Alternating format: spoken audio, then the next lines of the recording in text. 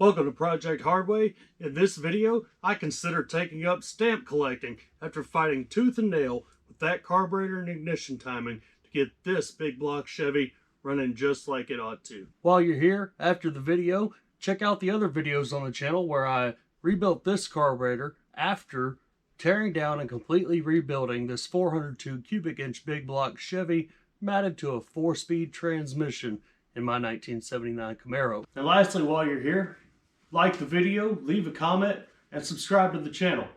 Hopefully one day soon your subscription and viewership can help me do more for the channel, bring you even greater content. Now let's get into tuning that engine. There's the engine with no carburetor on it. That's because the carburetor is sitting on the ground over here. I've already had it on the car and running.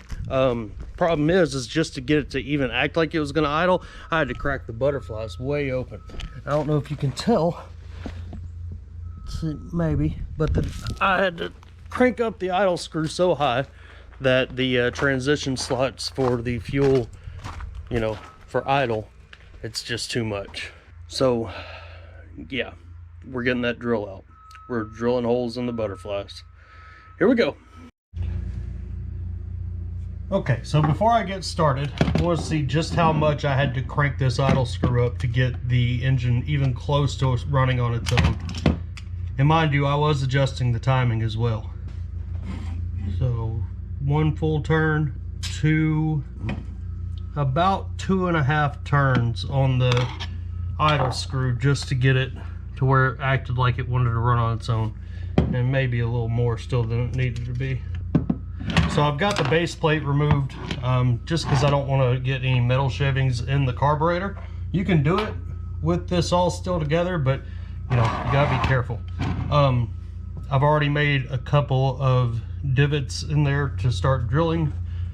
Some guys like to start, usually you start around a 1/16, and the biggest you will go is 1/8 of an inch. You can drill just 2, or you can drill all 4. I think this thing is going to need a little more air. I would go to a 3/32, but my 3/32 bit is missing. I'm going to be a little bigger than a 1/16, so we're going to go with 5/64. So just, just stick it to it and let her eat. Oh gosh. Might want to hold that closed a little better.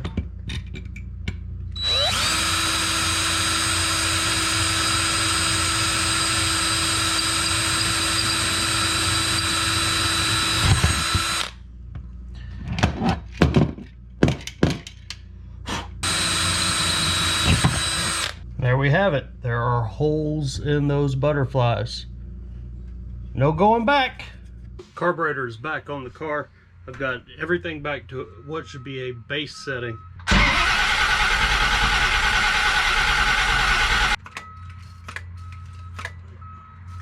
All right, squirters are working. Here we go.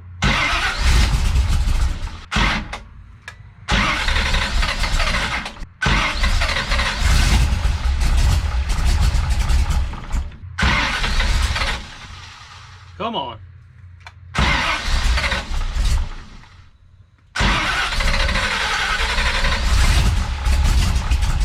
Not a happy girl.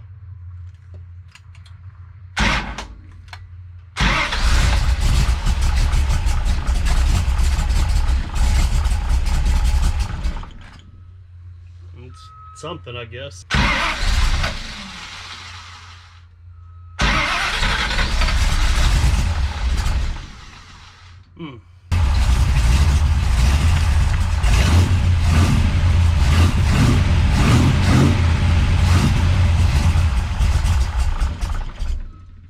Still not enough. Well, I will go ahead and give it a 1/2 turn on the idle screws.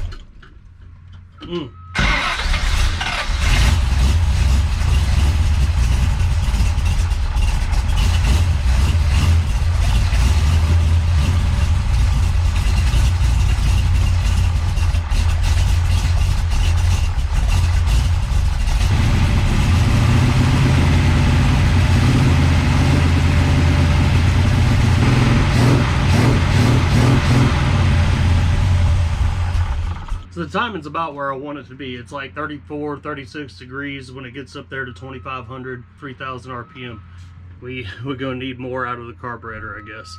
Well, here we are, a bit more of the same. Got the throttle body back off.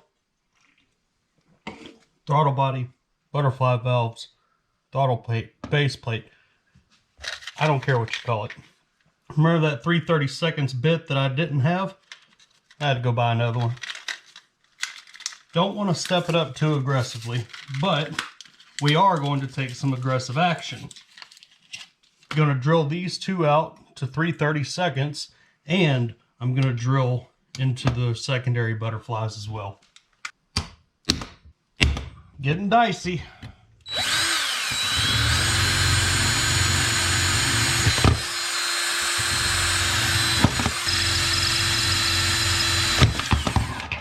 Oh, that was aggressive.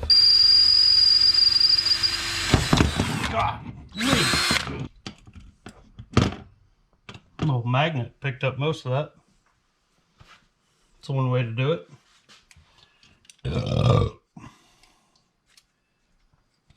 Just get off. There we have 4 3/32 holes. Hopefully that's all she needs. Probably not. We're back. New set of holes in the carburetor. Crank it off again, get the fuel pressure built up, get fuel in the bowls, see how she wants to light off.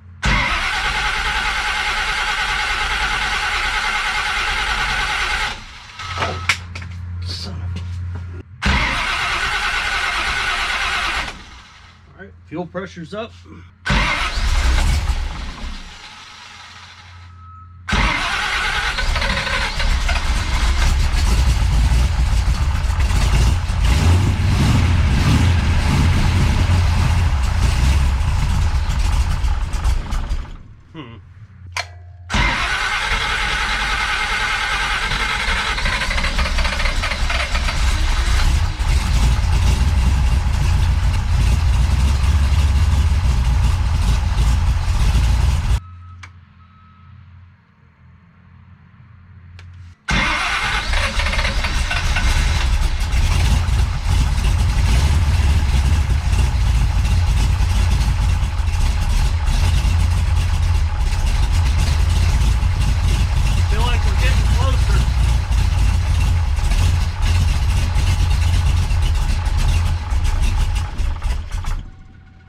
Still not there yet.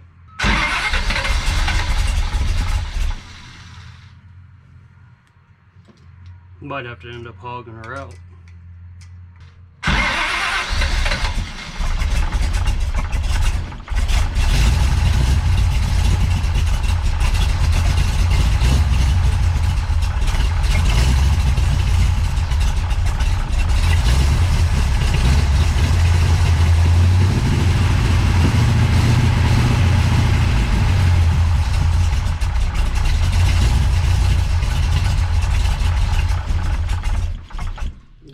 Just something else isn't right. Okay, so the thing is, when you got a big cam with a lot of valve overlap, your engine doesn't create the vacuum that it should, so the air doesn't flow through the carburetor like it should. When the air doesn't flow through the carburetor like it should, then the carburetor doesn't work efficiently and effectively. So that's why we're trying to increase the airflow through the butterflies without just cranking on the idle screw. I need to take a look at a couple of other things, take another look at where my float bowls are at, take a look at where the idle air mixture screws are set at, and possibly even take a look at how I've got the valves lashed. So, let's see where I can pick up at. Hey! So, I've got the carburetor off the car again. I'm not drilling holes in it though this time. You see, in my infinite wisdom, some might call it complete and total lack of experience with Holley carburetors. I've got to looking at it, and I put my metering blocks on backwards. So this is the front of the carburetor. You'll notice this is, if you know anything, the timed vacuum port. This is supposed to be up here. Does that mean that I've got my jets backwards between the primary and the secondary bowls? I don't know. Okay, I won't know until I get in there. So we'll go in there, swap it around. Is this gonna fix my running issue? I don't know, maybe not, but It's definitely wrong, and we definitely have to straighten it out before we can go any further. So I'll do that real quick. Carburetor's back on the car again. I had my jets right. I had the right ones in the front, the right ones in the back. The power valves are the same, both 6.5s. The only difference was that this port was on the back of it instead of on the front. Is that going to fix it? I don't know. I don't think so. But unfortunately,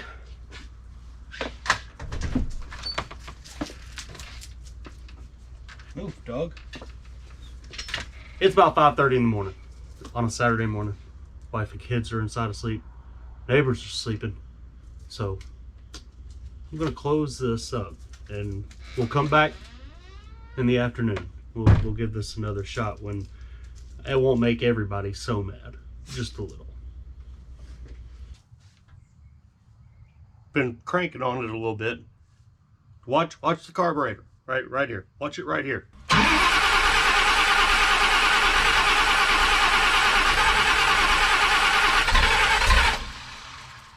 Well, so I don't know if you can see that, but there's fuel just coming right out of the vent tube for the rear float bowl.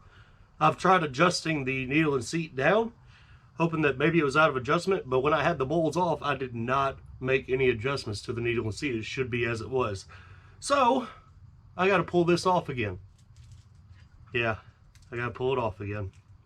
Make sure I didn't have something stupid happen when I was putting together, like the float coming loose and just kind of hanging out in the float bowl. My girl Virginia is out of the garage for the first time in a long time.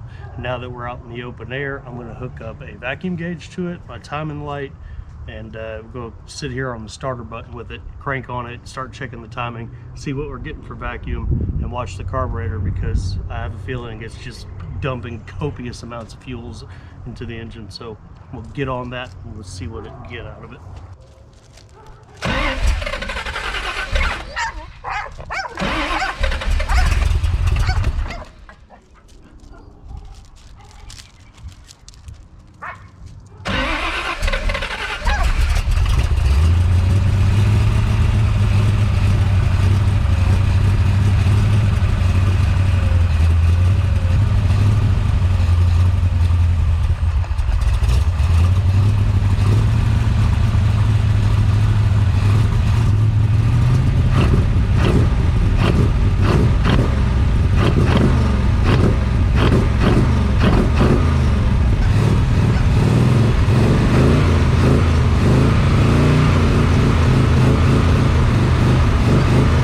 So far what it seems like is that I'm having to keep pumping the accelerator to keep the engine running. Even though it's running stupid rich, it's almost like it's not getting enough fuel to keep idling on its own. So I'm going to check the adjustment on my air idle mixture screws, see where they're at. Usually you want to start at about 1.5 turns out on each one. Turning them in should lean it out, pulling them out should richen it up. So see where those are at and see how it wants to run after that, after I make an adjustment. One thing I just realized while I was running, I didn't even bother to look at what the manifold vacuum was pulling. So right now I'm at 1.5 turns out on each one. It looks like I've got the throttle blades cracked open pretty hard right now. I'm just gonna have to see if I can get it to run. Odds are we may be taking the carburetor back off, drilling some more holes in the butterflies. I don't know yet. All right, I had each one 1.5 turns out. I've now got them 2 turns out. We'll see if it wants to run like that. I'm at the end of my wits. I've spent a lot of time off camera messing with this carburetor. I've had it off the car about 7 or 8 different times for different issues. I had the issue where it was coming out of the vent tube. Turned out to be that the power valve was loose and it was just getting past the seal from the power valve into the chamber, allowing it to just dump fuel out of the vent. Golly, this thing is just, it's having its way with me, I'll tell you that.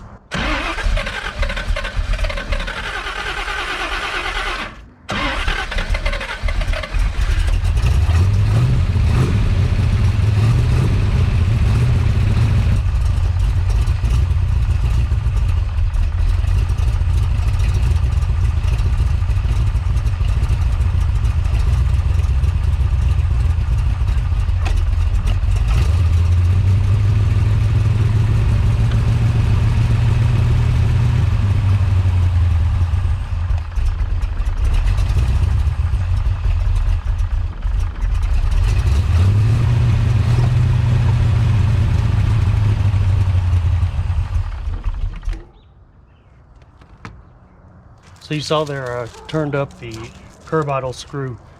Idle went up. I was able to let my hand off the throttle, but it was idling high. And after a few moments, it wanted to fall back on its face and wanted to stall out, and it needed another pump shot of gas. So yeah, it's still, it's not right, is what I'm saying.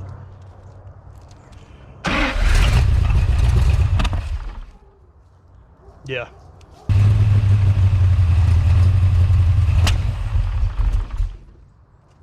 Yeah, nah. Oh. Wonder what that was. Little puff of smoke over there. Starting to run out of daylight. Don't want to continue to, you know, DTP. Disturb the peace, you know. So I think what I'm going to do is I'm going to pull this over where I normally park the 240 in the main shop. Pull all the plugs out of it, pull the distributor out of it, clean up the plugs because I'm sure they're probably fouled out. Make sure I've got my distributor set right and everything's okay inside there. May even pull the carburetor out and do a couple of things with it as well.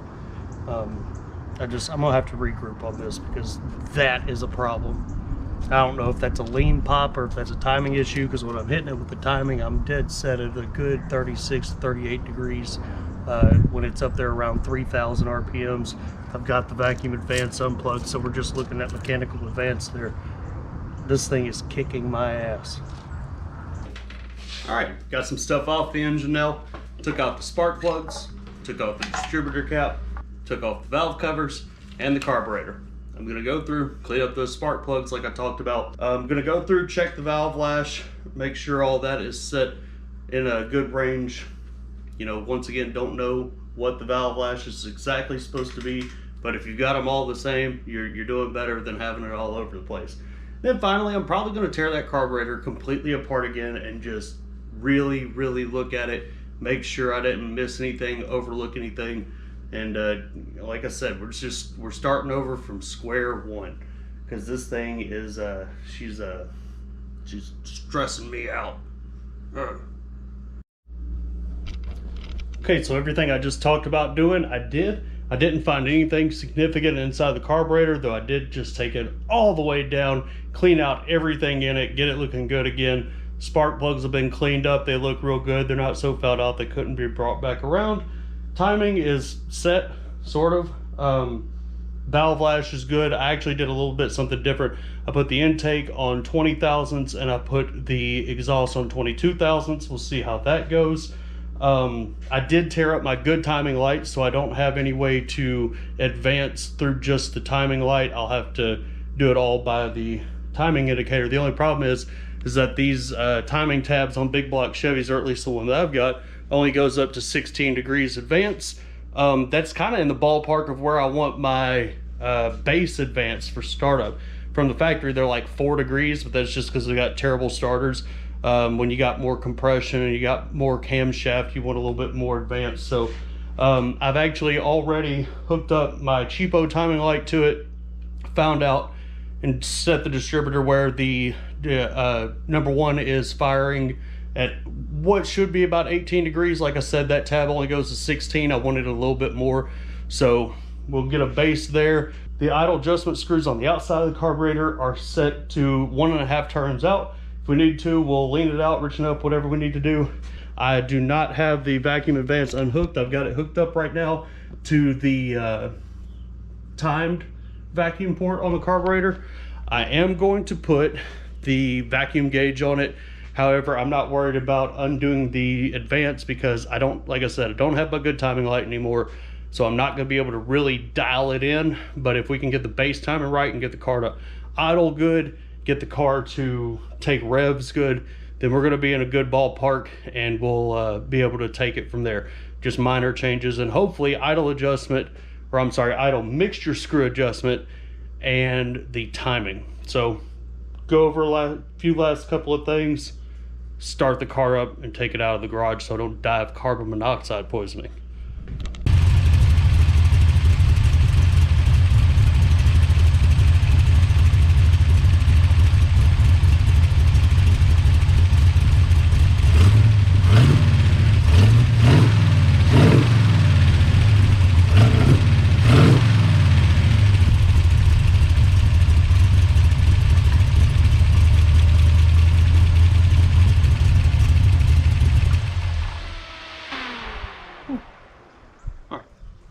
So I've got to rig the fan to run for right now, but that's the best this thing has run in quite some time. All right, that's going to do it for this video, guys. Not as in-depth as sometimes you'll have to go on your own carburetor. Seems like this one's set up pretty well. Got the car running about as good as I can for the time being, but like any other car, you can never set it and forget it when you've got a carburetor and you got a hot cam and all kind of stuff like that. So, you know, we'll keep dialing in here and there, but I've got the car where it'll run on its own. I can drive it up and down the street. It's not bogging out whenever I give it throttle. It's not wanting to sit there and stutter and stammer and die at idle. So it's a baseline. It's somewhere to start. You know, your own car, your own carburetor, you're going to have different tuning issues, but just something that comes with experience and you get better at over time, which is exactly what me and this car will do together. Remember, guys, life isn't always easy. Sometimes you got to do it the hard way.